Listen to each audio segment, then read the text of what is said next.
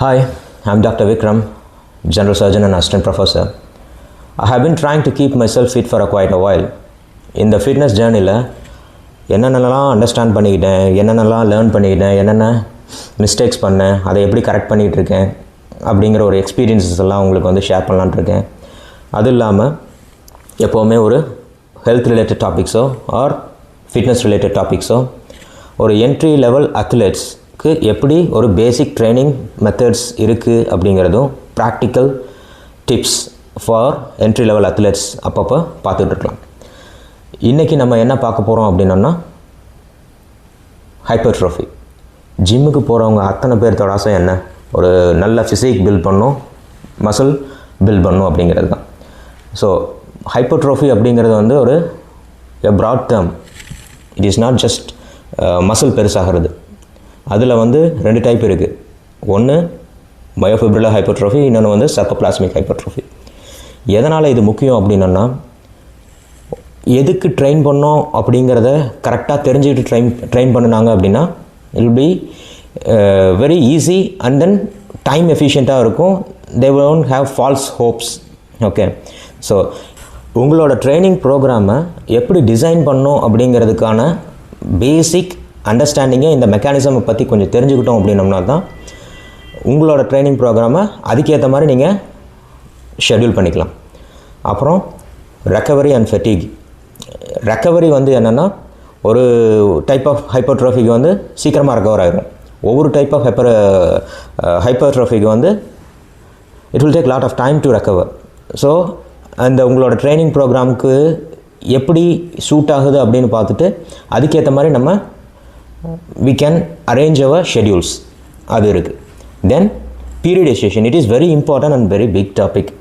அது யாருக்கு பீரியடைசேஷனுக்கு தேவைப்படும் அப்படின்னம்னா அத்லெட்ஸ், என்ட்ரி லெவல் அத்லெட்ஸ்க்கு வந்து பீரியடைசேஷன் அப்படிங்கிறத நீங்களும் பாருங்கள் எப்படி இருக்குது அப்படின்ட்டு. ஸோ பீரியடைசேஷன்னா என்னென்னா, they will be having training blocks நிறையா இருக்கும். அந்த சைக்கிள்ஸில் ஒவ்வொரு மைக்ரோ சைக்கிள், மீசோ சைக்கிள், ஒரு ஒலிம்பிக் சைக்கிள்ஸ், அந்த மாதிரி நிறைய சைக்கிள்ஸ் இருக்குது.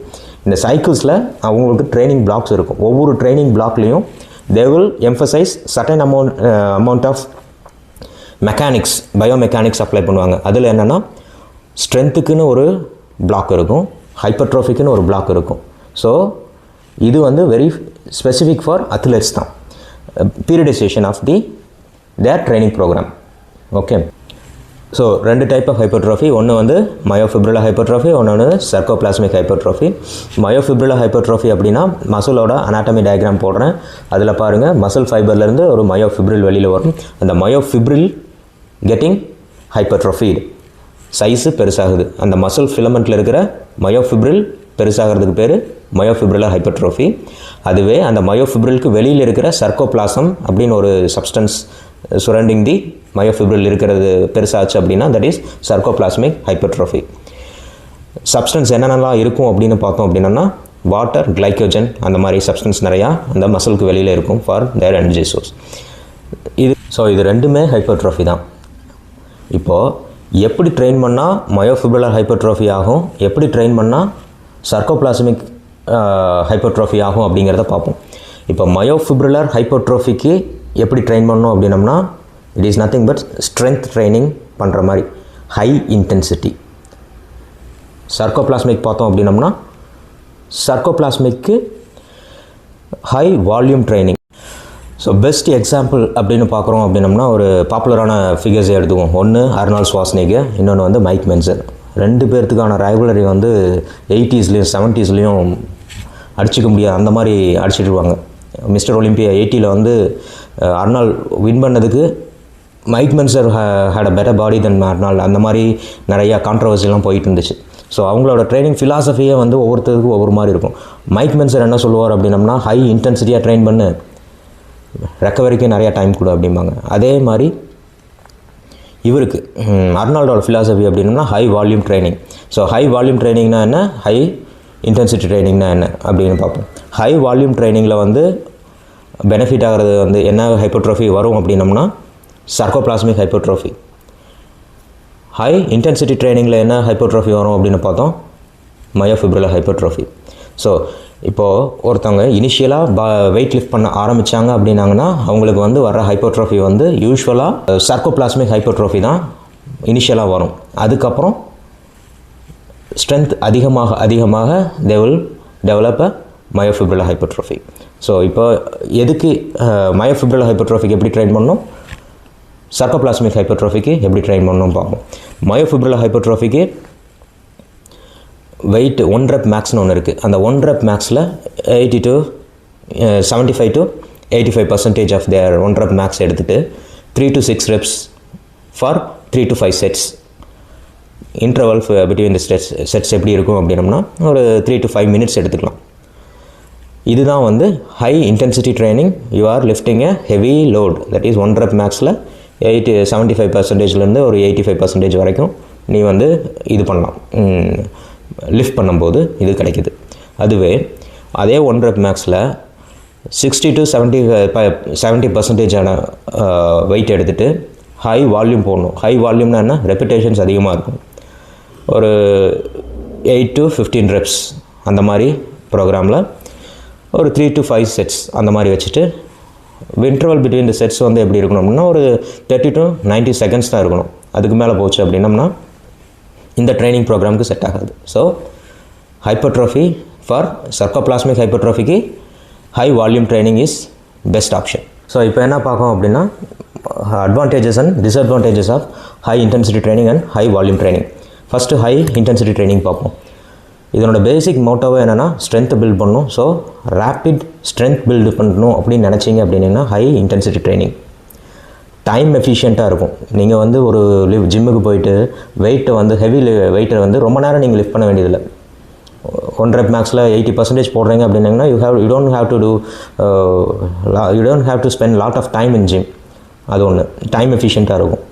தென் ரெக்கவரி, மசில் ரெக்கவரி நல்லா ரிமெம்பர் பண்ணிங்க. மசில் ரெக்கவரி வந்து வெரி ஃபாஸ்ட்டாக இன் ஹை இன்டென்சிட்டி ட்ரைனிங். அதுவே யாருக்கு ரொம்ப பெனிஃபிட்டாக இருக்கும் அப்படின்னம்னா ஒரு எக்ஸ்பீரியன்ஸ்டு லிஃப்டர்ஸ்க்கு இது வந்து ரொம்ப பெனிஃபிட்டாக இருக்கும். ஏன்னா ஒரு experience lift her can lift a heavy load without getting injured. புரியுதா? இப்போ ஒருத்தர் வந்து லிஃப்ட் பண்ணுறாரு, லிஃப்ட் பண்ணும்போது ஹெவி ஒர்க் அவுட் பண்ணும்போது லோடு அதிகமாக இருக்குங்கும்போது ஹெவி வெயிட் போடும்போது இன்ஜுரி சான்சஸ் நிறையா இருக்குது. ஸோ இது வந்து not advisable for a beginners. ஒரு எக்ஸ்பீரியன்ஸ் லிஃப்டராக இருந்தாங்க அப்படின்னாங்கன்னா ஹை இன்டென்சிட்டி ட்ரைனிங் வந்து அவங்களுக்கு ஆப்டாக இருக்கும். ஹை வால்யூம் ட்ரைனிங்க்கான பெனிஃபிட்ஸ் என்ன அப்படின்னு பார்த்தோம்னா, அட்வான்டேஜஸ் என்னென்னு பார்த்தோம் அப்படின்னா ஹைப்பர்ட்ரோஃபி சைஸ் பெருசாகணும் அப்படின்னோம்னா ஹை வால்யூம் ட்ரைனிங் தான் பை ஃபார். அதுதான் வந்து பெஸ்ட் ஃபார் ஹைப்பர்ட்ரோஃபி, ஹை வால்யூம் ட்ரைனிங்.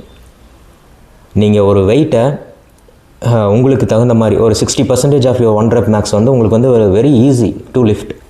அப்படி இருக்கும்போது உங்களோட ஃபார்மை வந்து நீங்கள் ப்ராக்டிஸ் பண்ணலாம். நல்லா ஒரு எக்ஸசைஸை நல்லா ப்ராக்டிஸ் பண்ணணும்னு நினச்சிங்க அப்படின்னா ஹை வால்யூம் ட்ரைனிங் போயிட்டு தான் நம்ம ட்ரெயின் பண்ண முடியும். அதே ஹை இன்டென்சிட்டி ட்ரெயின் பண்ணணும்னா இன்ஜுரி ஆகிடும். ஸோ இன்ஜுரி ரிஸ்க் வந்து ஹை வால்யூம் ட்ரைனிங்கில் கம்மி.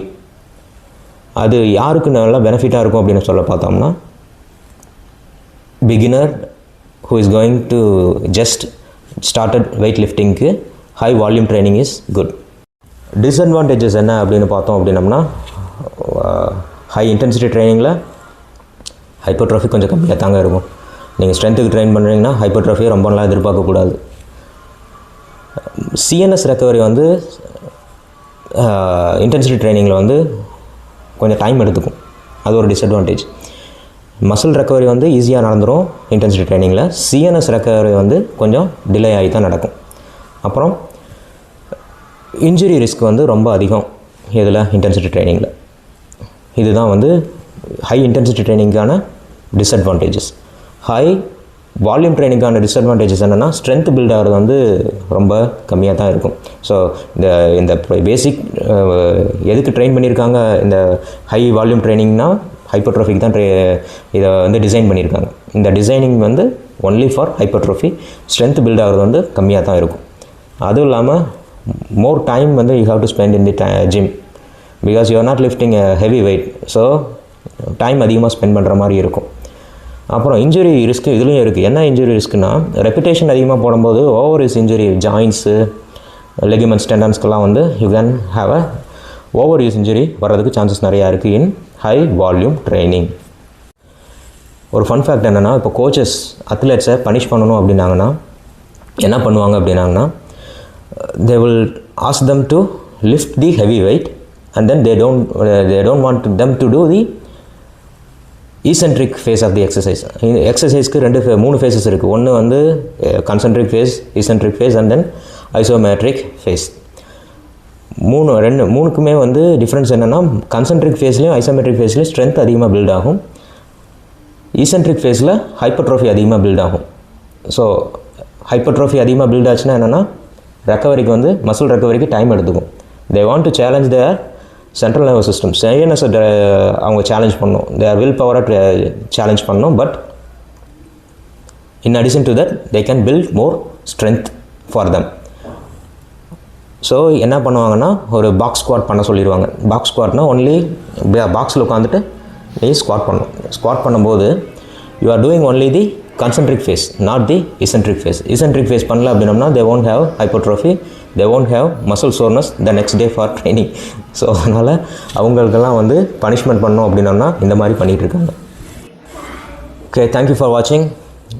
கமெண்ட் மீ இந்த கமெண்ட் செக்ஷன், என்ன டைப் ஆஃப் ஹைப்பர்ட்ரோஃபிக்கு நீங்கள் இப்போ ட்ரெயின் பண்ணிகிட்ருக்கீங்கிறது. நான் பர்சனலாக I am a busy profession. So எனக்கு வந்து டைம் எஃபிஷியண்ட்டாக ட்ரெயின் பண்ணணும்.